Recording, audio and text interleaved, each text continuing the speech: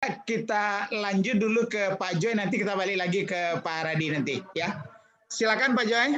Baik, makasih Pak Prof. Fasli.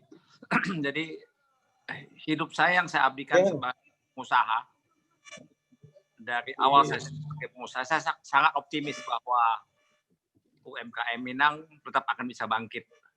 Tentunya semuanya kita lakukan bertahap. Kalau kita punya pasar, tentu datang dulu yang berjaga, baru datang yang membeli. Dan insya Allah UMKM Minang saya yakin mampu untuk melakukan itu semuanya. Yang penting kita gelorakan membeli barang sendiri. Yang kedua bahwa saya tadi menyebut Christine Hakim bukan berarti saya cenderung sara atau dan lain sebagainya. Saya hanya menggambarkan bagaimana profit yang diperoleh oleh produsen dan bagaimana profit yang diperoleh oleh pedagang akhir. Terima kasih Pak Fasli. Terima kasih banyak Pak Joy.